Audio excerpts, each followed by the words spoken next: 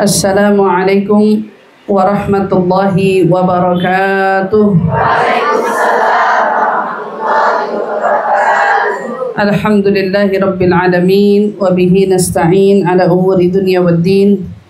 Wassalatu wassalamu ala asyrafil anbiya'i wal mursalin sayyidina wa habibina wa syafi'ina wa qurrata a'yunina sayyidina Muhammadin sallallahu alaihi wasallam.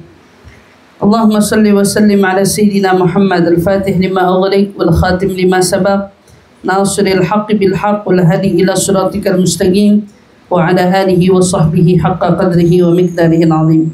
Rabbi zidna ilma warzuqna fahman amin ya rabbal alamin. Allahumma inna nas'aluka ilman ladunni wal mashrab as-safi al-haniya wa hab ya ghani.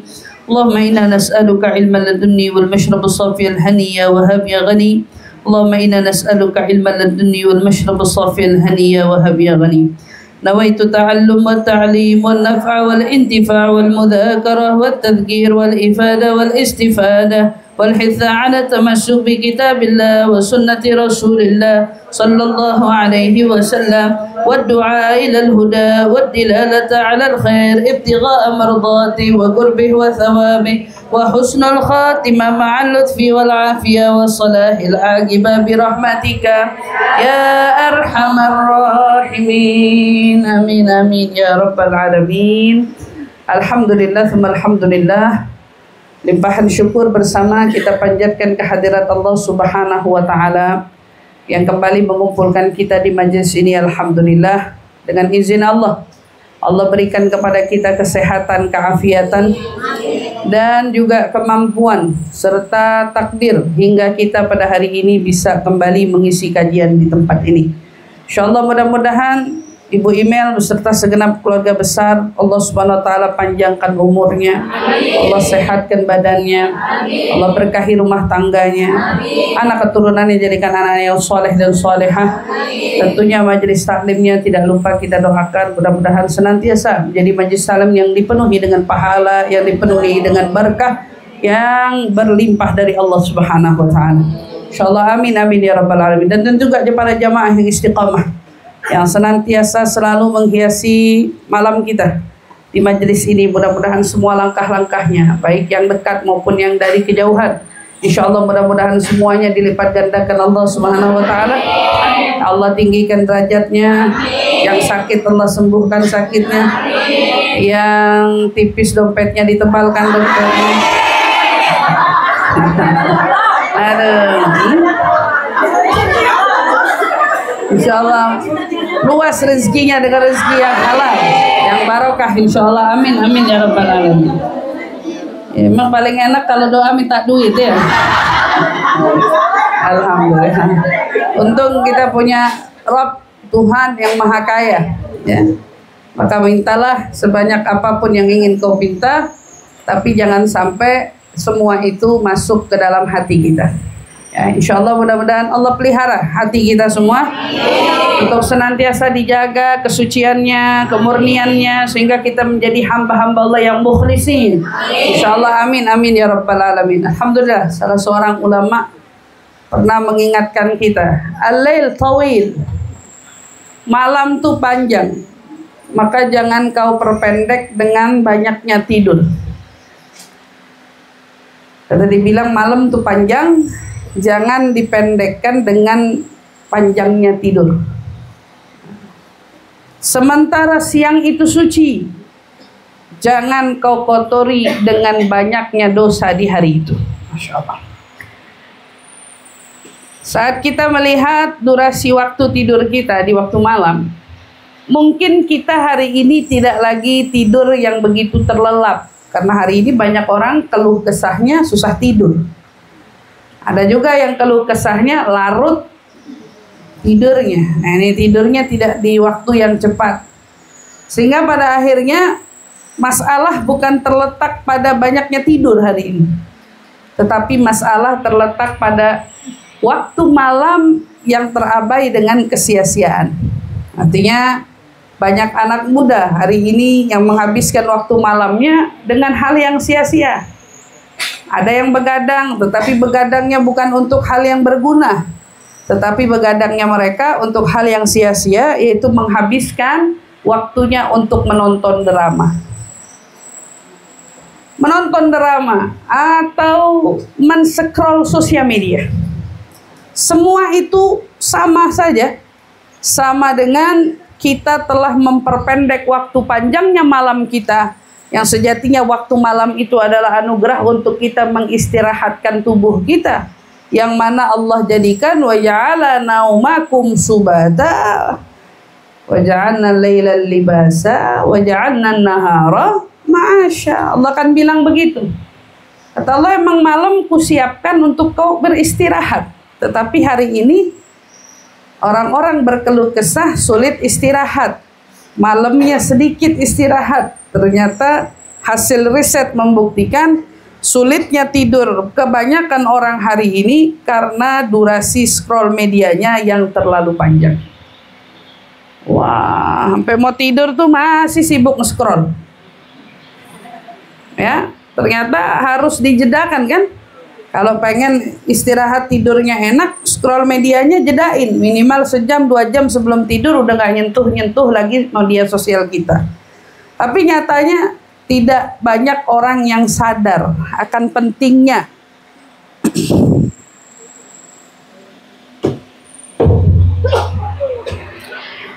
tidak banyak orang yang sadar akan pentingnya menjaga waktu istirahatnya. Padahal yang tidur saja ditegur. Jangan banyak tidur. Lalu gimana dengan yang tidak tidur tapi begadang untuk hal yang sia-sia? Mereka yang tidur, yang memang tujuan tidur ingin bangun tahajud, mungkin ingin bangun subuh dan lain sebagainya, aja ditegur. Jangan kau habiskan panjangnya malammu dengan panjangnya tidurmu. Berarti kan ditegur. Artinya kalau mau tidur, tidurlah yang berkualitas, tapi jangan sampai membuatmu lupa untuk mendekatkan dirimu kepada Allah Subhanahu wa Ta'ala. Lah, gimana dengan yang begadang tapi untuk hal yang tidak berguna, apalagi naudzubillah bergadang untuk hal yang penuh dengan kelalaian dan kemaksiatan. Naudzubillah min dzalik. Semoga Allah jaga kita, anak-anak kita. Jangan sampai waktu malam kelayapan entah berantah di mana, sampai apalagi mereka memenuhi waktu malamnya dengan bermaksiat kepada Allah Subhanahu wa Ta'ala. Begitu juga waktu siang. Waktu siang diingatkan, memang siang itu waktunya beraktivitas. Makanya diingatkan siang itu suci. Maka jangan kau nodai, jangan kau kotori dengan maksiatmu kepada Allah. Artinya siang juga anugerah. Kita diberikan sama Allah, wa ja'alna nahara ma'asya. Siang untuk kita melanjutkan keberlangsungan hidup. Yang kerja, yang cari makan. Yang perlu cari nafkah. Yang perlu hari ini sekolah, ya sekolah. Artinya banyaknya sumber kehidupan di waktu siang. Orang banyak kerjanya di waktu siang, beraktivitas di waktu siang. Itu udah Allah katakan. Tapi yang Allah ingatkan apa? Itu suci ya. Jangan kau nodai. Siang tidak pernah salah, artinya waktu tidak pernah salah. Yang salah adalah kita pelakunya yang seringkali menodai waktu kita. Kita yang seringkali mengabaikan waktu kita. Kita yang seringkali melalaikan kesempatan-kesempatan kita. Maka jaga. Kalau ada kesempatan lagi berjumpa pada hari esok, maka jadikan hari esokmu indah. Tidak kau nodai hanya dengan maksiat. Indah karena kau tahu itu adalah kesempatan yang Allah berikan kepadamu. Barangkali tiada hari esok yang lagi kau jumpai nanti. Maka jaga. Jadi kalau diingetin ketemu siang jangan berbuat dosa, ya benar. Karena siang itu anugerah, kesempatan. Belum tentu kamu ketemu lagi di waktu malam. Malam aja nggak ada jaminan, apalagi besok. Kan gitu. Nah, jadi saat kita bangun tidur diminta untuk baca doa alhamdulillah alladzi ahyana ba'dama amatana wa ilaihin nusyur, benar banget. Artinya bukan ba'dama anamana. Terima kasih ya Allah, puji syukur kepadamu ya Allah yang telah menghidupkan kami setelah mematikan. Allah bilangnya mematikan, bukan menidurkan. ba'da ma amatana wa ilaihin nusyur. Kita semua kembali kepadanya. Berarti tidur kita itu adalah matinya kita, tapi mati kecil disebutnya. Mati kecil kita itu tidur. Berarti kalau bangun dari tidur itu anugerah. Ketemu lagi pagi, ketemu lagi hari. Alhamdulillah, puji syukur kepada Allah, masih dikasih kesempatan lagi. Maka jangan kau nodai, apalagi menodainya dengan maksiat-maksiat kepada Allah Subhanahu wa taala dari dosa-dosa yang kita anggap remeh. Nauzubillah min dzalik. Nasallallahu salam wal afiyah. Semoga Allah jaga kita semua, Allah lindungi kita semua, dan kita bisa menghias malam kita dengan ibadah, waktu siang kita juga dengan ibadah. Insyaallah, amin ya rabbal alamin. Kita mau lanjut daripada kajian Miftahus Sarair Kanzud Dakhair li Sayyidina Fakhrul Wujud Syekh Abi Bakar bin Salim, nafa'ana Allah bih wa bi'ulumi fid dharain, amin ya rabbal alamin. Setelah kita belajar tentang ruh, mana jiwa kita ini bersih, kita diminta untuk menjaga kesucian jiwa kita, dan memang hakikatnya setiap jiwa itu bersih, ya. Ma min mauludin illa yuladu alal fitrah, kan diingetin gitu ya. Tidak ada seseorang yang lahir di muka bumi ini kecuali lahir di atas fitrah. Mereka bersih. Tanda bersihnya itu apa? Badannya. Tidak, anak bayi lahir semua bawa kotoran, kecuali Nabi Muhammad SAW. Anak kecil lahir barengan sama darahnya keluar, barengan sama ari-arinya, barengan sama kotorannya, keluar kotoran. Lalu yang dibilang fitrah apa? Suci jiwanya. Jiwanya itu fitrah, suci, tidak ternodai oleh dosa. Artinya setiap dari kita dikasih sama Allah kertas putih yang sama. Ya, semua dikasih sama Allah kertas putih yang sama. Maka setiap orang punya jiwa hakikatnya suci, punya jiwa hakikatnya bersih, tetapi jiwa yang suci dan bersih itu bisa tertutupi, bisa ternodai, bisa terkotori. Maka kalau ditanya apa yang bikin kita punya jiwa itu tertutup, ternodai, terkotori, apa? Maka disebut oleh Sayyidina Fakhrul Wujud Syekh Abi Bakar bin Salim dalam kitab ini, wal hujub asnaf. Katanya yang membuat kita terhijab, jiwa kita yang bersih ini tertutup, ya. Yang menjadi sebab-sebab utama jiwa kita ini menjadi terkotori dan ternodai, itu ada beberapa hal. Minha, diantaranya. Ini berarti bukan hanya yang disebut di sini. Ini hanya beberapanya. Artinya apa yang beliau sebut di sini ini yang paling umum terjadi dan paling berdampak negatif pada jiwa kita semua. Mahwa, apa itu yang pertama? Talabud dunia. Pertama, yang menjadi penghalang kesucian jiwa kita ini, yang menjadi penutup, ya, dari sucinya jiwa ini adalah talabud dunia, terlalu mati-matian dalam mencari dunia. Sama dunia ngejarnya minta ampun, ngejarnya mah gak jadi soal. Tetapi yang dimaksud dengan talabud dunia, karena mereka mengincar dunia sampai melupakan yang menciptakan dunia.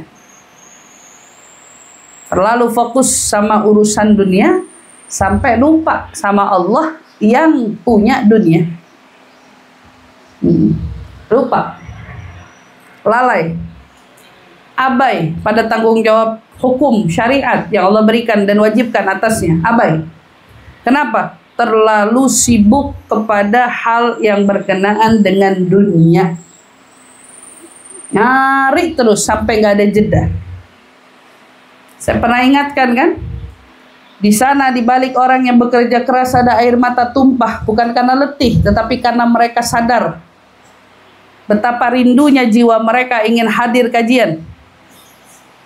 Betapa rindunya jiwa mereka ingin mendengarkan pesan. Betapa rindunya jiwa mereka ingin dekat kepada Tuhan.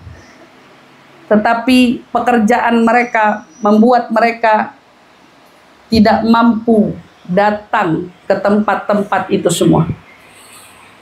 Mereka menangis. Maka hati mereka yang nangis itu karena mereka rindu pada kajian. Hati mereka akan dekat dengan ilmu walaupun hakikatnya jasad mereka jauh. Mereka orang-orang yang tentunya saat mencari rezeki diberi kemudahan sama Allah Subhanahu wa taala. Berbeda halnya dengan orang yang sama di sana juga mencari dunia, boro-boro ingat majelis. Kepikir mau hadir majelis juga enggak. Terngiang aja dalam hati itu punya kesadaran, kayaknya saya sebulanan ini loh nggak datang kajian. Hatinya tidak tertaut, tidak juga datang rindu di dalam hatinya, seolah tidak ada haus pada ilmu. Nah, ini bahaya. Berarti jiwamu telah terhujub, telah terhijab, telah tertutup. Kenapa? Karena kamu tidak sedikit pun terpanggil untuk mendekatkan dirimu kepada Allah. Ternyata mengejar dunia mati-matian semacam itu mampu membuat kita apa? Punya hati jiwa ini tertutup. Lalu kemudian selanjutnya apa? Wa talabur riyasah, mengincar kedudukan. Sallallahu alaihi wasallam. Nyari kejar sana sini, yang dicari apa? Posisi. Ingin mendapatkan kedudukan tertentu pada posisi. Posisi terutama posisi-posisi yang dianggap dia jika mengejar posisi itu dia akan menjadi manusia yang dihormati. Nah, kalau kayak gini disebutnya cinta apa ini? Cinta dunia juga. Ini cinta apa? Cinta tahta. Jabatan. Pengennya punya jabatan. Jadi kalau nggak punya jabatan tuh apalah artinya saya? Nauzubillah min dzalik. Kita lihat ini contoh ya. Para pengejar-pengejar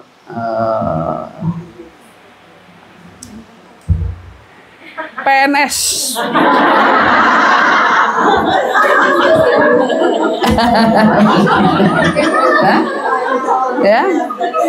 Ya. Mereka yang keumumannya bekerja di dalam satu ruang lingkup itu, kita perhatikan seolah tak kunjung dipuaskan oleh posisi saat itu yang mereka selami. Mereka terus mengejar apa kiranya posisi yang lebih bisa mereka dapati lagi. Sibuk kesana kemari untuk promosi, dan sibuk kesana kemari meminta referensi agar mereka bisa dipromosikan. Ya Allah, pertanyaannya, apa yang kau kejar dari sebuah jabatan dan tahta itu? Betapa letihnya hidup dia yang selama ini hanya terus mengejar siapa kiranya yang bisa menjadi sponsor dia, siapa kiranya yang bisa menjadi batu loncatan untuk jabatan dia. Ibu-ibu yang dirahmati Allah, bila mungkin ada dari pasangan kita yang seolah ingin terlihat menduduki satu jabatan tertentu, ketahuilah bahwa semua itu jika kau lakukan dengan penuh ambisi bahkan sampai curang, bahkan sampai kau rela melakukan sesuatu yang tidak amanah, kamu rela sampai melakukan sesuatu yang Allah Subhanahu wa taala murka, maka jabatanmu esok akan membuatmu menangis sejadi-jadinya di akhirat kelak. Tidak ada arti. Dulu para ulama paling takut dikasih jabatan. Gak ada yang senang dikasih jabatan. Nih kamu saya lantik jadi ini ya. Oh enggak. Berapapun mau ditawar, berapapun mau dikasih, jawabannya tidak. Segitunya ditawarin, bukan minta dipromosiin. Ditawarin aja ditolak. Maka mereka orang yang paling jauh minta dipromosiin. Mereka orang yang paling jauh repot mencari kedudukan sana sini. Ingat, kalau yang sifat posisi-posisi itu saja bisa merugikan kita punya hati dan jiwa.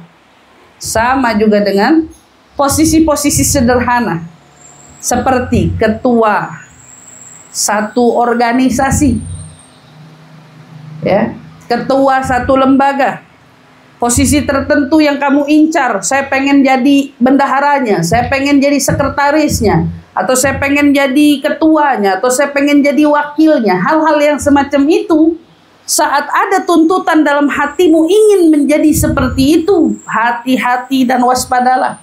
Keinginanmu ingin menduduki satu posisi itu harus disertai dengan niat yang betul-betul tulus. Kenapa kamu merasa layak untuk menjadi bendahara? Katakan, kenapa? Karena itu bisa jadi kamu yang menawarkan, kan gitu. Tapi kalau kamu dipilih, artinya orang melihat kamu layak untuk memegang posisi tersebut. Artinya kamu udah lepas satu beban. Bukan saya yang kerepotan mau, orang yang menawarkan. Kan enak kalau kayak gitu. Ya tinggal sekarang, ya udah, orang percaya sama kamu, jangan kecewakan kepercayaan orang. Tapi untuk mereka yang menawarkan, ingat, saat kamu yang menawarkan satu jabatan tertentu yang kau anggap itu layak bagimu, hati-hati, karena kamu yang menentukan jabatanmu itu perlu punya alibi yang cukup kuat, niat yang sungguh-sungguh benar. Kenapa kamu meminta diposisikan di jabatan itu? Besok kalau ditanya sama Allah harus punya jawabannya. Kenapa aku mau di bendahara ini? Allah tanya, kenapa kamu milih kedudukan bendahara itu? Ya Allah, karena aku tahu, bukan berarti aku merasa aku yang paling hebat, tapi aku tahu banyaknya orang yang hari ini kurang amanat. Aku merasa insya Allah aku bisa menjadi orang yang amanat, maka aku berani menawarkan diri untuk ada di posisi tersebut. Mana nun? Menjadi bendahara itu bahaya, megang duit. Megang duit satu lembaga, satu instansi, satu apapun itu, ya, organisasi, itu banyak sekali orang tergelincir di situ. Banyak orang yang kemudian tergelincir di situ lalu menjadi apa? Serem amat ya kalau anaknya itu menjadi gak amanat, menggunakan uang yang tidak seharusnya digunakan. Pada akhirnya itu semua dosa. Dan apa yang terjadi? Hilang sudah marwahnya. Marwah orang anggap dia yang selama ini hebat, tapi begitu ketahuan hilang sudah marwahnya. Gak punya marwah lagi, kan gitu. Nauzubillah min dzalik. Jaga. Wa talabur riasa ini, minta posisi kedudukan tertentu, itu bisa menjadi salah satu asbab di mana ternyata ada apa dengan jiwa kita yang seolah terhalang, terhujub. Boleh jadi saat kita punya rasa ambisi yang kuat, ingin menduduki satu jabatan tertentu, saat itu hatimu sedang tertutup. Jiwamu yang suci itu tertutup, terhalang oleh apa? Oleh penutup kesucian hati dari cintanya kita pada kedudukan tertentu. Jadi besok-besok tuh mendingan kita itu jalanin apa adanya ya. Yang ada apa adanya aja kita takut nggak bisa selamat, apalagi yang kepedean mau kelebihan. Ini bahaya, karena ini merusak kita punya jiwa. Selanjutnya apa?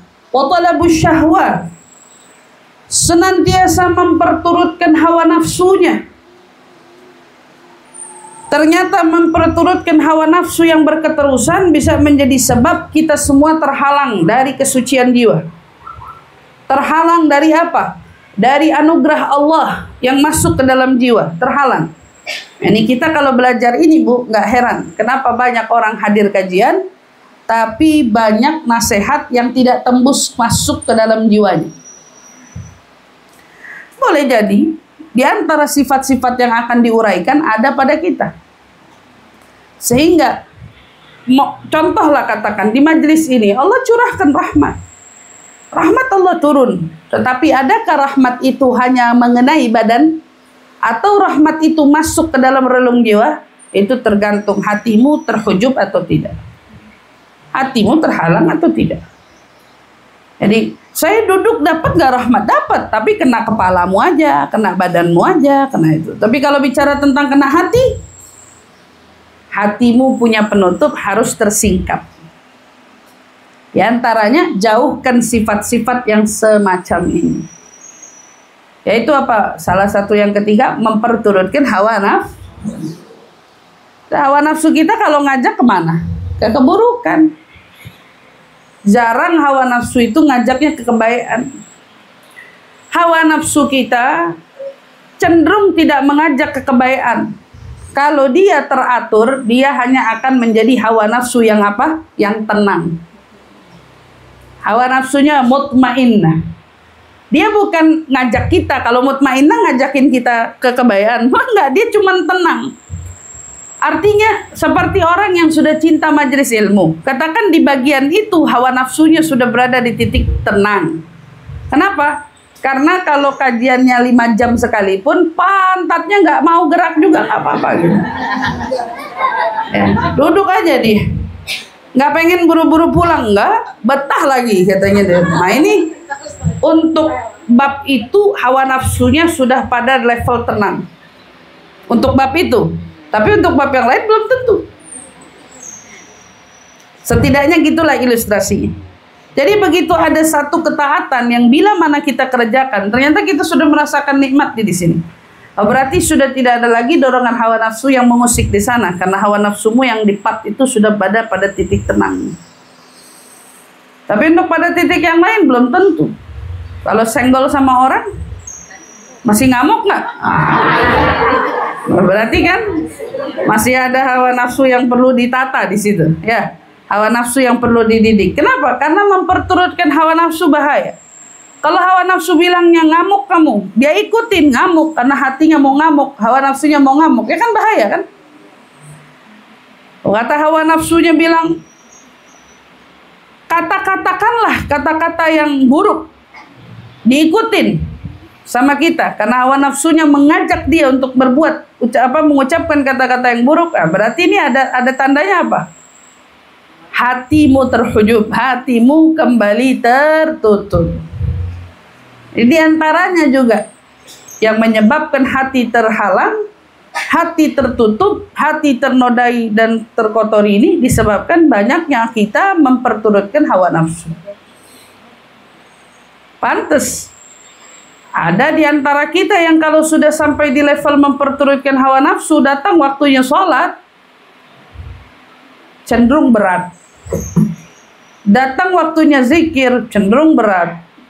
Datang waktunya ingin kita diminta ibadah cenderung berat. Kenapa? Karena saat itu adalah momennya di mana hawa nafsu mengajak kita bertolak belakang dari ketaatan. Berarti ada jawaban. Oh, saya kalau lagi merasakan seperti ini, tandanya saya punya jiwa lagi tertutup, lagi terhujub. Ya. Kemudian apa selanjutnya? Wal khawdu fima la ya'ni. Di antara yang menyebabkan hati kita pun tertutup, hati kita pun terkotori ataupun ternodai, itu bisa juga disebabkan karena kita terlalu menyibukkan diri kepada hal-hal yang tiada arti. Sibuk sama diri yang tidak berfaedah. Menyibukkan diri kita banyak ucapan-ucapan yang tidak ada faedah. Artinya ukuran ngomong baik sama ngomong yang nggak berfaedah, banyakan yang nggak berfaedahnya. Itu ada pengaruhnya, ada banyak. Di antara pengaruhnya, tahu-tahu kita punya badan kok lemes. Padahal darah udah dicek bagus, ya, nggak ada masalah. Artinya dalam dunia medis untuk indikasi lemes itu, kamu kenapa nggak ada? Tapi kok badannya rasanya cepat banget letihnya, cepat banget capeknya.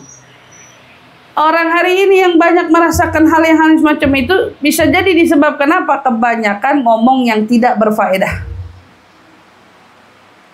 Maka dia ngerasain tubuhnya lemas. Apa? Habis kebanyakan ngomong yang nggak guna. Ustazah, di antara ngomong nggak guna apa? Cerita dramamu itu. Itu ngomong gak guna. Cerita tontonanmu itu kan gak guna. Ya, ada temen datengin kita bilang semalam habis nonton. Iya, gimana ceritanya? Udah berapa episode? Alhamdulillah udah 10, bangga lagi. Udah 10 episode, ceritain dong gitu. Jadi tuh cerita pertama tuh gini. Bayangin aja tuh. Ngomong sepanjang itu sampai ceritain temennya 10 episode. Malayani, apa obrolan itu? Anfaedah, obrolan gak ada gunanya. Obrolan tentunya yang tidak bermanfaat. Yang pada akhirnya apa? Kamu terkelompok dengan kelompok khud fi malayani. Kamu ngabisin waktu fi malayani. Kalau dulu salah satu kata-kata Sayyidil Habib Umar ya, dari beberapa faedah yang beliau suka sampaikan kepada kita, ishtaghilu bil fadilah watrukil fudul. Sibukkan dirimu dengan hal-hal yang punya faedahnya, punya keutamaannya, dan tinggalkanlah yang disebut kekepoan atau fudul. Rasa pengen tahu lebih kepada hal yang tidak perlu kau ketahui. Pertanyaan orang tuh ya, tinggal di mana? Wajar. Oh, tinggal di Bekasi. Oh, mananya lagi nanti, Bekasinya di mana? Mengerucut, Bekasinya di mana? Ya, kan ada orang kalau ditanya jawabnya ngirit kan? Tinggal di mana? Nah, itu kalau dia ngomong, saya tinggal di Bekasi, Bekasinya Bekasi Timur, tahu kan? Dilanjutin nih, misalnya Pengasinan, misalnya. Oh, jelas kan? Tapi ada orang tinggal di mana? Bekasi. Oh. Nggak usah tanya Bekasinya di mana, karena orang yang sudah jawab Bekasi berarti demennya ngomongnya sampai di situ aja, dia bukan berarti mau ngebuka tinggalnya lebih detail. Kalau orang yang open dia bakal ceritanya langsung. Saya tinggal di Bekasi, tahu kan Bekasi itu loh, Bekasi Timur, daerah Pengasinan. Oh iya saya tahu. Berarti orang ini orang terbuka, dia suka cerita. Tapi kalau ketemu sama orang yang pasti rumahnya di mana? Bekasi. Oh iya, Bekasi. Jangan Bekasi mana? Itu loh yang di mana? Di mana ya itu ya? Ini sudah anfaedah nih. Rumahnya yang mana? Nanti tanya lagi nomornya, rumahnya berapa? La ilaha illallah. Mau ngapain nggak tahu. Mau mampir ternyata. Khutmah lah yani. Ya. Kamu nanya ini rumah siapa aja di jalanan, ini rumah siapa ya, gede banget, cakep banget, ada khud fi malayani, itu sebetulnya ngomong yang nggak guna.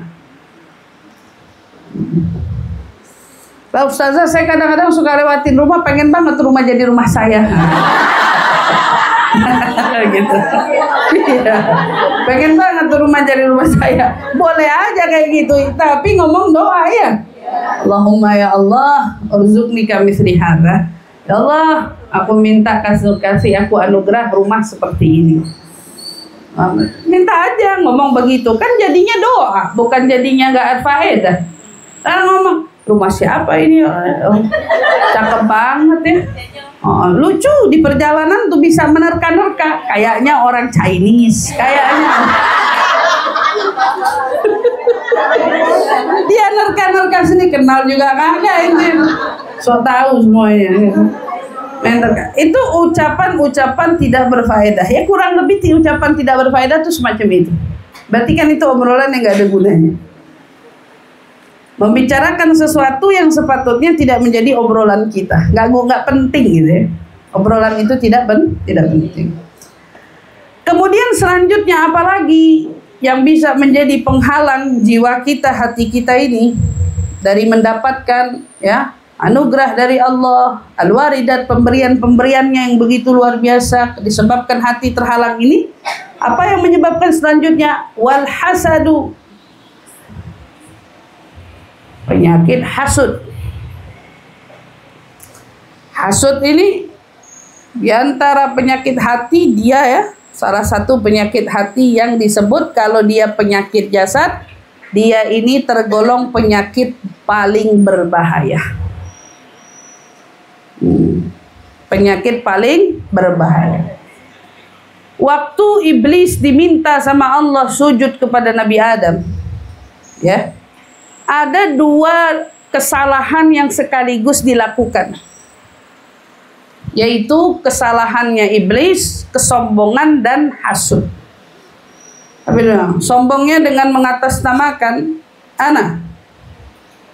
Dia merasa dirinya lebih baik. Khalaqtani min nar wa khalaqtahu min tin. Kau ciptakan aku dari api sementara dia dari tanah. Saat itu kesombongan tidak akan muncul bila tidak didasari hasud. Ingat itu baik-baik. Kesombongan tidak akan muncul bila tidak didasari hasud. Biasanya orang itu sombong karena hasud. Apa yang dia hasudkan? Ya dia hasud karena kenapa kamu dapatnya lebih? Kenapa bukan saya? Itulah pergolakan batin yang terjadi pada individu yang berujung pada akhirnya menjadi orang yang sombong. Karena dia merasa dirinya lebih hebat. Kenapa? Karena dia tidak pernah terima ada orang yang lebih hebat. Nah, orang yang semacam ini kategorinya orang hasud. Makanya beliau, maksudnya saya mikir kan, sombong itu dahsyat. Dahsyat. La yadkhulul jannah, kata Nabi, man kana fi qalbihi mithqala dzarrah minal kibr. Oh, enggak masuk surga orang yang di hatinya ada kesombongan walau cuman seujung. Dzarrah aja katanya, enggak masuk surga. Nabi bilang, itu bentuk dari sombong. Tapi kita perlu tahu apa yang menjadi penyulut sombong. Kenapa ada orang bisa sampai ke levelnya sombong? Karena dia mengabaikan penyakit percikan api awalnya. Jadi tidak ada api yang besar kalau tidak diawali dengan percikan api kecil. Rumah kebakaran nggak tiba-tiba gede. Awalnya percikan api dulu kecil, lalu nyerempet sampai dia meledak jadi rumahnya kebakaran besar. Hati kita tidak akan tumbuh yang namanya sifat sombong kalau tidak didasari dengan percikan-percikan kecil dari penyakit hati itu. Dan apa yang menyebabkan percikan-percikan kecil? Minhu al-hasad. Hasad. Makanya hasad diberikan ilustrasi al-hasad yakulul hasanat kama takul narul hatab. Hasad itu sifat hasud makanin kebaikan kita kayak api melahap kayu bakar. Pelan-pelan habis. Kan gitu. Pelan-pelan habis. Artinya apa? Banyak orang lupa bahwa hasad itu tidak pernah dibenarkan ada di hati. Dia yang menjadi penyebabnya banyak faktor orang akhirnya lalai, itu gara-gara dia.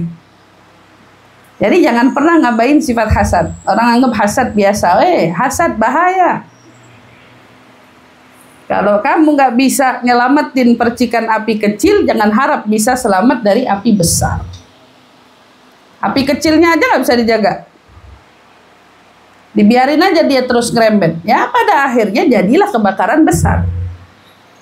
Hasad itu nutupin jiwa kita. Menjadi hijab penghalang kita dari cahaya Allah Subhanahu wa taala, dari rahmat Allah Subhanahu wa taala. Maka jangan sampai hasad terjangkit di antara kita. Kalau kita melihat ada orang yang mendapatkan keunggulan, katakan alhamdulillah, puji syukur kepada Allah yang menganugerahkan kelebihan itu untuknya. Karena memang orang itu nggak dapat anugerah kecuali Allah yang sudah pilih anugerah itu buat dia. Ya. Setelah yang terjadi dengan Nabi Adam dengan iblis di sana, apa kemudian? Lihatlah dosa yang pertama kali terjadi di dunia ini. Ya. Kesalahan yang terjadi di surga, sombong.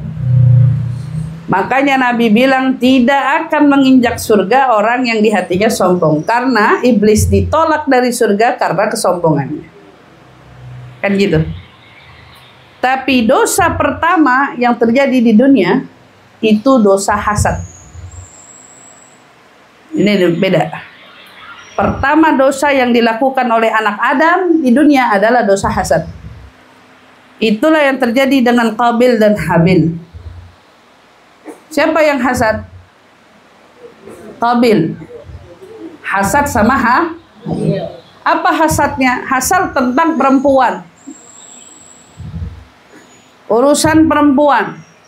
Karena dia merasa yang akan jadi istrinya Habil lebih cantik daripada yang jadi istrinya Qabil. Qabil nggak terima, enggak, hasud. Orang kalau ngelihat nikmat orang nggak suka, hasud. Itu nggak boleh jadi milik kamu Habil, itu milik saya. Dia bakal nikahnya sama saya, kamu nggak boleh nikahin dia. Pertentangan demi pertentangan. Artinya hasad itu ngajarin kita banyak hal. Bahwa ternyata dia merugikan sampai kepada hal yang terfatal. Jadi kita kan menganggapnya, oh ada kejadian besar pada anak Adam, yaitu siapa? Qabil, yang membunuh saudaranya Habil. Orang berpikir dosa pertamanya pembunuhan. Lah, dosa pertamanya hasud. Bukan pembunuhannya. Tapi hasud seperti saya katakan tadi, dia seperti percikan api. Jika dibiarkan, dia akan mengantarkanmu pada dosa yang jauh lebih besar. Apa yang dia bawa? Diikutin hasudnya. Dinasehati nggak mempan, diingatkan nggak mempan, sampai tega menghabisi nyawa saudara. Bayangin. Itu maksiat ya, maksiat di dunia yang pertama. Cuma pada dalik action dari yang terjadi dari dalam hidup itu Bu selalu ada 3 part ya. Jadi event kejadiannya dulu, ada apa yang menjadi penyebab penyulut proses, baru action. Itu selalu. Orang ada apa dulu, penyulutnya apa? Kamu jangan tergesa-gesa, selalu ada penyebabnya. Nanti kalau sudah ada penyebabnya, nah ini ikutin alurnya. Kalau sudah alur, itu akan membuat kamu punya actionnya. Salah aja tau-taunya. Itu kalau ngikutin apa? Hasud. Jangan punya hasud.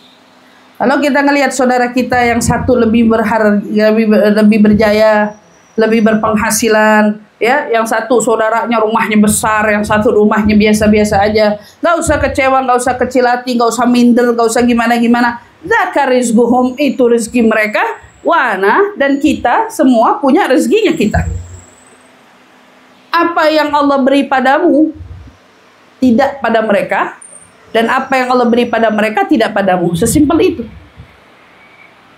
Kalau ada nauzubillah min dzalik, orang yang mungkin hidupnya sederhana hari ini tetapi punya saudara berlebih harta, lalu dia bilang, apa yang lebih dari kita? Yang berlebih kan mereka, kan gitu. Berarti kamulah yang buta oleh nikmat yang Allah berikan pada dirimu. Kamu buta, matamu buta. Apa yang buta? Bukan hanya mata zahir, tapi mata batinmu yang buta. Nah, karena kamu hanya melihat nikmat itu dari sudut pandang dirimu sendiri tanpa melihat dari aspek bagaimana Allah menganugerahkanmu rezeki. Upah. Ya, masya Allah. Nauzubillah min dzalik. Itu hati-hati.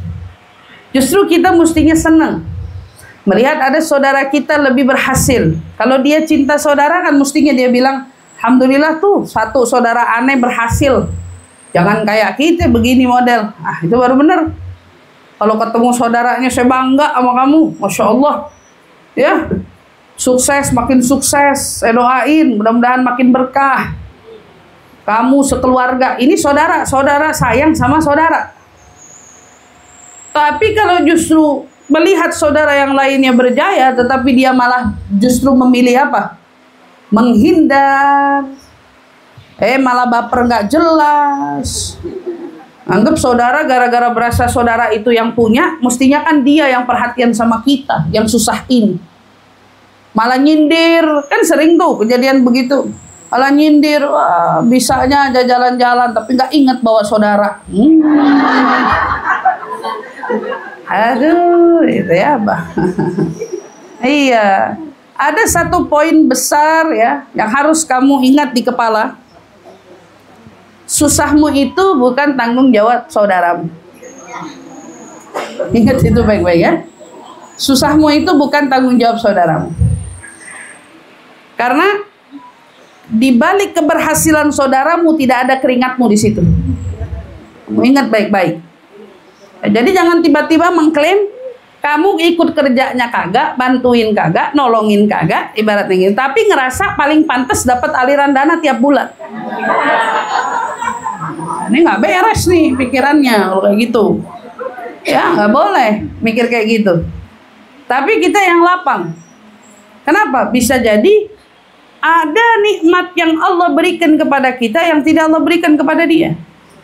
Seperti mungkin hati, tidur kita jauh lebih nyenyak daripada dia. Fisik kita jauh lebih sehat daripada dia. Pasti, itu nggak mungkin, nggak. Pasti. Apalagi banyak bu, rasa nikmat makan walau cuman ketemu nasi sama garam, sama ikan asin berapa potong, sama sambal dadak.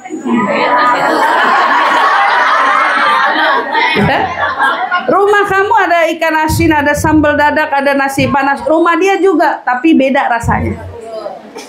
Ya, kalau kita ketemu nasi panas, ikan asin, sambal dadak, merisa nikmat luar biasa.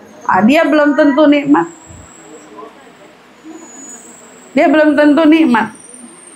Sama, ikan asin juga, tapi pada versi mereka Allah dicabut nikmatnya. Tapi dikasih nikmat itu sama kamu. Makanya kamu dengan ikan asin aja bisa makan enak. Mereka, kenapa di meja makannya merasa tidak cukup hanya dengan ikan asin dan sambal dadak? Karena Allah mencabut nikmatnya makan ikan asin sama sambal dadak buat mereka. Jadi mereka nyari daging untuk melengkapi selera makannya. Mereka nyari nanti apalagi menu lainnya. Mana nih, masa menunya begini aja? Wah, itu kan kalau udah ngomong kayak gitu, ada apa gerangan? Allah cabut nikmat makannya, dia nggak bisa nerima makan yang sederhana saja. Tapi kamu enggak. Kamu biar kata ketemu nasi sama terong, lahap. Betul apa enggak? Nah, kalau masih bisa makan begitu, nikmat namanya. Ketemu nasi sama telur ceplok aja, makannya udah gitu ya. Pada lapar apa ibu-ibu ini?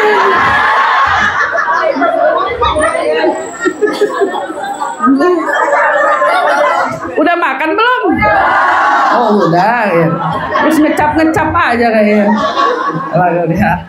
Iya, kebayangkan ikan asin. Keren kalau cerita ikan asin siang doang, kecap-kecapnya. Malam juga. Ya ala kulli hal gitu. Jadi aspek daripada keadaan semacam ini jangan sampai bikin kita salah. Jangan sampai bikin kita salah, itu bahaya. Kita perlu paham, lihat dari sisi yang berbeda. Bukan berarti rumah besar yang Allah kasih ke mereka memberikan rasa besar hati di hati kita sama seperti mereka. Belum tentu. Maka lihatlah orang hari ini yang lebih dari kamu, katakan syukur kepada Allah dan doakan dia untuk senantiasa Allah jaga. Karena bisa jadi mereka yang sudah merasakan nikmat di atas susah bisa ngerasain turun ke bawah. Jadi kita mestinya lebih kesian sama mereka. Doain, mudah-mudahan rezekinya jalan terus, lancar terus. Kenapa? Karena mungkin kalau kebetulan dia diuji sama Allah oleh sesuatu akan berat dirasa oleh mereka. Tapi kalau kita yang biasa-biasa aja nih, tiba-tiba listrik mati, kita nggak frustasi. Listrik mati kita bisa tidur, timbang buka jendela doang. Mereka belum tentu bisa begitu, betul nggak? Jadi ada hal lain yang Allah berikan kepada kita, tidak Allah berikan kepada mereka. Maka jangan sampai ada perasaan iri kita dengan orang lain yang Allah berikan anugerah yang kita anggap lebih dari anugerah yang Allah berikan kepada kita. Padahal enggak. Allah kasih kamu lebih, Allah kasih dia lebih. Tapi lebihnya dari hal yang berbeda-beda sesuai dengan yang Allah pilih. Jadi bukan yang kita pilih, dengan yang Allah pilih. Jauhin hasud. Hasud bisa menyebabkan hati kita tertutup. Kemudian selanjutnya apa? Wa qillatu dzikrillah ta'ala. Sedikitnya lisan berzikir menyebut nama Allah itu bisa menjadi sebab kita tertutup jiwanya, hatinya dari apa? Dari mendapatkan kebaikan, rahmat dan waridat dari Allah Subhanahu wa taala. Kenapa? Jarang ingat, jarang nyebut, jarang terbayang, jarang sadar. Ini bahaya. Mulutnya lebih cenderung apa? Mungkin senandung dengan lagu-lagu yang tiada arti dibanding dengan sholawat kepada Nabi. Itu jaga. Qillatul zikir, ternyata sedikitnya mengingat Allah itu bisa jadi apa? Bisa jadi penyebab Allah Subhanahu wa taala pun menghujub, menutup kita punya jiwa. Subhanallah. Ada seorang kaum solehin ditanya, sudahkah kamu hari ini berzikir menyebut nama Allah? Diingatin sudah berzikir atau belum? Lalu dia bertanya, kenapa harus berzikir? Orang berzikir itu artinya mengingat. Kalau mengingat artinya diawali dengan lupa. Bagaimana bisa seorang hamba lupa kepada Tuhannya? Hakikatnya apa? Hakikatnya kita mengingat Allah itu jangan sampai harus diingatkan terus-menerus, karena rasanya kalau sampai diingatkan berarti kita pernah di posisi melupakan. Melupakan. Auzubillah. Allah sudah singgung ya, orang yang lupa sama Allah, Allah pun lupa sama dia. Mudah-mudahan Allah jaga kita semua. Kemudian selanjutnya wa mujalasati ahlil ghaflah. Ibu udah ngantuk atau belum? Kirain udah ngantuk. Jawabnya mana serentak banget lagi. Wa mujalasata ahlil ghaflah. Ternyata salah satu yang bikin kita punya jiwa ini tertutup, seringnya kita duduk dengan orang yang lalai. Salah gaul. Salah pilih teman duduk. Salah pilih teman main. Salah duduk artinya salah kamu menempa diri. Salah duduk, salah kamu mendidik diri. Kalau dirinya udah salah, apalagi jiwanya. Ya, kenapa dibilang diri ya? Karena dirinya hanya akan mengikut kepada teman yang dia duduk. Makanya ada istilah al-jalis janis. Ya, teman duduk itu bakal saling menyerupai. Satu frekuensi katanya, satu karakter. Kalau satu gila semua. Ada bilang kalau satu baik semua. Begitu kan? Nah kalau duduk sama orang lalai, berarti satu lalai bikin yang lain lalai juga. Satu aja duduk sama orang sholatnya males, pasti bikin kita juga ikut sholatnya males. Satu aja duduk sama orang yang ngajinya lalai, udah pasti membuat kita ikut-ikutan lalai ngajinya. Itu bahaya. Dan ternyata itu bisa membuat kita tertarik untuk melakukan pelanggaran demi pelanggaran, kelalaian demi kelalaian. Dampaknya apa? Hati kita, jiwa kita. Jadi di antara asbab musabab kadang-kadang nih, contoh nih ya, BB rahmati Allah, ada anak kuliahan sekolah. Atau nggak usah anak kuliahan, anak sekolah. Dia berteman dengan orang malas, berteman dengan orang lalai. Ibunya, orang tuanya mengingatkan, kamu jangan bergaul sama teman yang model begitu. Tapi anaknya terlalu percaya diri, tenang mah. Aku kalau duduk sama dia, aku gak akan kebawa malas kayak dia. Aku bakal tetap terus berusaha. Mati-matian untuk belajar dengan giat. Tapi faktanya, sampai hari ini belum ditemukan anak berteman dengan temannya yang malas, lalu dia ranking 1. Gak pernah. Gak pernah. Kenapa? Karena itu adalah sesuatu kemustahilan. Keumumannya, orang akan tertarik dengan teman duduknya. Magnetnya begini aja. Siapa yang ketarik siapa? Ya. Innal garin bil garin yaktadi, kan ada Habib Abdullah bin Husain bin Tahir dalam syairnya, beliau ngingetin orang tuh dekat sama siapa, ya dia jadi siapa. Dia dekat sama siapa, dia jadi siapa. Kalau orang malas dekat sama orang rajin, dia jadi rajin. Tapi orang rajin duduk sama orang malas, pasti jadi malas. Udah pasti gitu. Orang malas duduk sama orang rajin, jadi jangan disamain. Ada dua, yang satu malas, yang satu rajin. Berteman. Berteman. Mungkin atau tidak? Mungkin nggak si rajin dan si malas ini berteman? Mungkin. Tapi kekuatannya akan terlihat siapa yang menarik siapa. Kalau ternyata si malas dominan, maka si rajin akan terbawa oleh si malas. Tetapi kalau ternyata siapa? Si rajin lebih dominan, maka si malas akan ketarik sama si rajin. Ibu-ibu ini, kita bergaul, hatta di majelis taklim. Ibu jadi siapa? Itu akan terlihat dengan siapa teman duduk ibu semua. Dan ibu bisa jadi positif atau negatif dalam pertemanan, itu akan terlihat siapa yang narik siapa. Simple. Siapa yang narik siapa, itu nggak akan ketukar. Artinya orang yang, kalau yang buruknya perangai, dia lebih kuat tarikannya.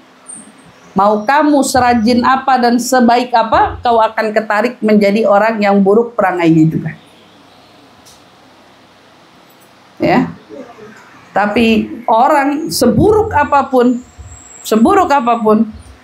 berteman dengan orang baik,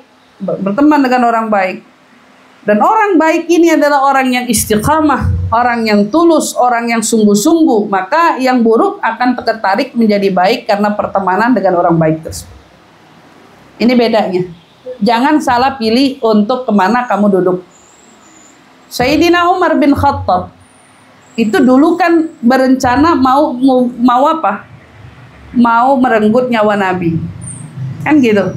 Dia sudah niat dia mau habisi Nabi. Datang itu maaf bawa senjata. Ngamuk-ngamuk di depan rumah.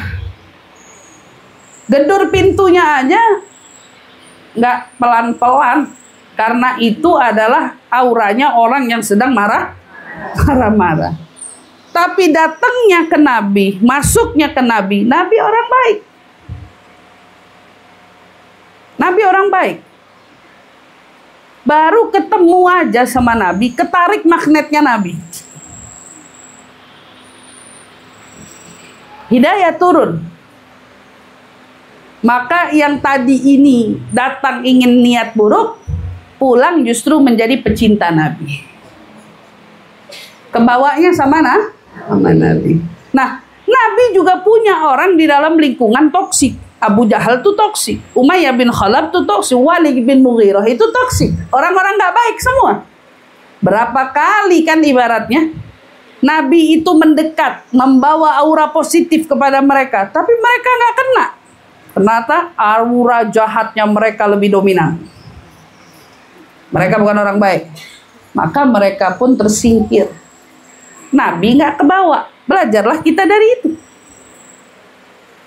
Nabi nggak kebawa. Nabi dijaga sama Allah luar biasa ya. Bahkan dari masa mudanya. Katanya dulu tuh orang Arab punya kebiasaan. Suka ada tari-tarian perempuan. Kan suka ada namanya apa perempuan, apa namanya itu? Bukan.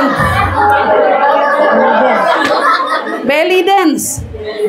Belly dance sekarang arti biasanya perempuan joget dengan auratnya terbuka. Beda ya sama yang tadi disebut deg-degan saya. Kan al-jahiliyah, zaman jahiliyah dulu seperti itu ya. Perempuan joget di depan laki-laki, tentu jogetnya cara-cara mereka itu. Banyak orang-orang laki-laki jahiliyah itu datang untuk menonton, menikmati hal tersebut. Makanya kalau kamu pergi ke Dubai sampai hari ini pun masih ada ya yang memberlakukan itu, nonton di safari. Di situ ada tarian belly dance dan lain sebagainya. Itu min adatul jahiliyah. Adatnya jahiliyah dulu begitu. Sebelum Islam datang itu udah ada. Orang Arab, semoga Allah beri mereka hidayah, ya. yang mereka tidak tertuntun hidayah dengan baik, mereka mempertahankan, melestarikan adat itu sampai sekarang. Adat itu masih ada di Belanda. Itu ada dari kapan? Dari zaman jahiliyah. Nabi Muhammad dari muda diajakin sama teman-temannya, yuk pergi kita nonton. Ada bahasa istilahnya, ada belly dance di sana gitu. Udah mau nih, oh iya, yuk, ya nanti malam kita ketemu ya jam sekian. Begitu dijemput tidur Nabi, nggak pernah nonton. Dijaga sama Allah, matanya, dirinya, ya dari hal-hal tersebut. Subhanallah ya. Maka jangan sampai ada dari kita, ya. Kalau kedapatan kan hari ini siapa ya teman buruk, gak usah nyari.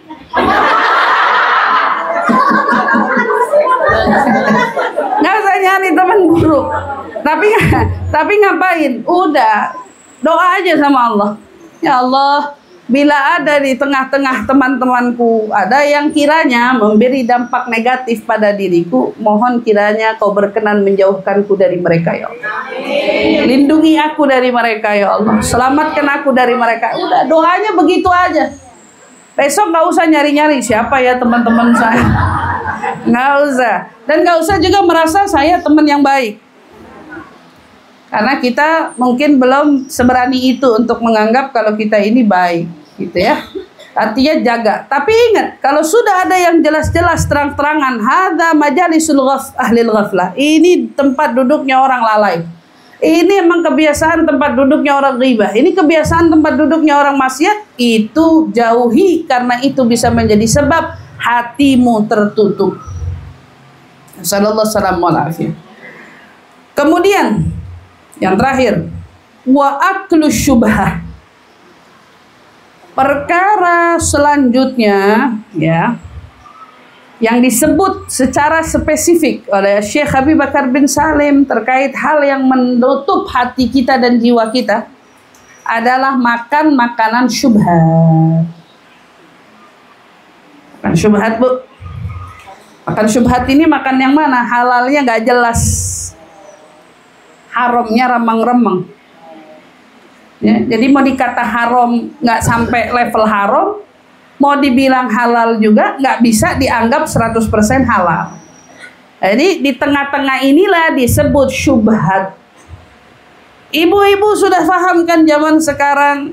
Maaf, kita suka temukan ada informasi belakangan muncul, ternyata nasi goreng dicampur dengan minyak yang tidak diperbolehkan.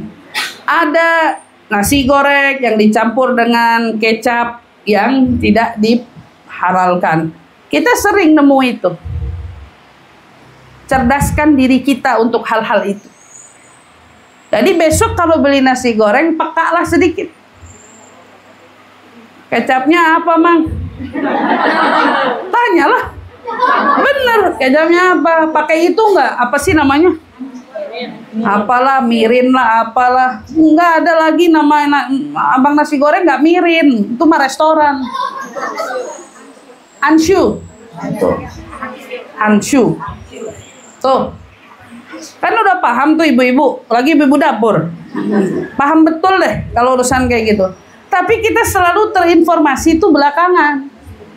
Jadi udah ada orang yang mencurigakan dulu, udah ada orang curiga, dibetah, dicari tahu baru ketahuan. Sama kayak kejadian ayam yang ada di Solo itu.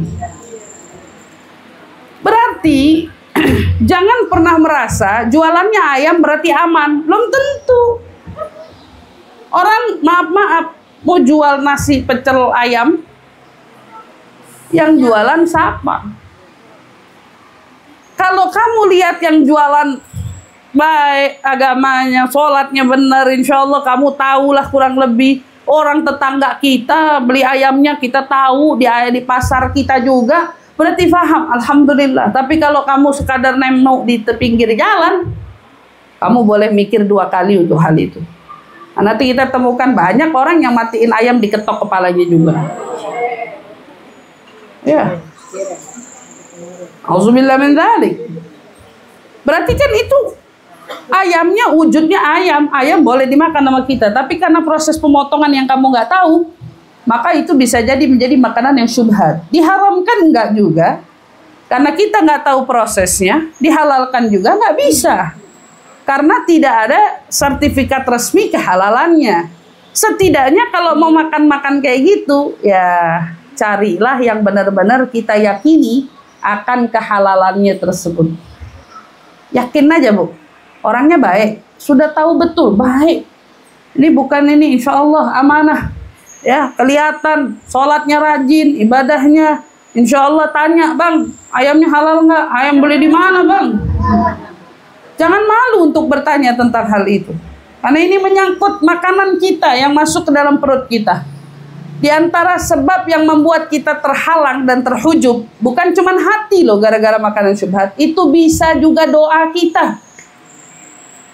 Berapa banyak doa sama Allah itu ditahan gara-gara perutnya makan makanan yang tidak halal. Makanan yang tidak halal bisa berdampak sejauh itu.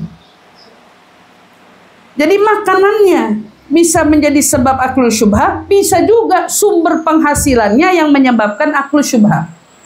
Seperti ada orang tanya hukum sama saya, Ustazah, saya mau bertanya, suami saya ini bekerja, baru ditawarkan pekerjaan, apa sudah kerja, wallahu alam, saya lupa. Intinya pekerjaannya adalah urusannya berkaitan sama kartu SIM handphone, yang itu kerjanya nyambung ke perjudian online. Ya, perjudian online. Kira-kira Bu, itu masuknya ranah syubhat apa haram? Udah tahu buat judi. Judi halal apa haram? Kalau udah kayak gitu, itu udah bukan syubhat lagi, itu udah jelas haram. Kayak gitu. Dapat penghasilan tapi hasilnya dari main judi online. Halal apa haram? Haram. Itu bukan syubhat lagi, itu sudah sampai di ranahnya haram. Itu dijaga. Kalau yang syubhat aja punya dampak, apalagi yang jelas-jelas haram.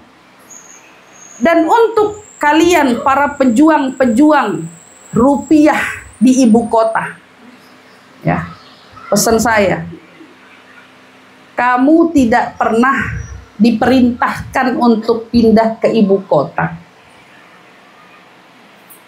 Maka jangan jadikan alasanmu tinggal di ibu kota membuatmu harus melakukan kesalahan atas nama agama hanya karena demi memperjuangkan rupiah semata. Para pejuang-pejuang ibu kota, ya, carilah nafkah. Yakinlah pada yang membagikan nafkah, itu Allah Subhanahu wa Ta'ala. Jika memang rezekimu ada di sini, kau akan dapatkan juga dengan cara yang dibenarkan olehnya.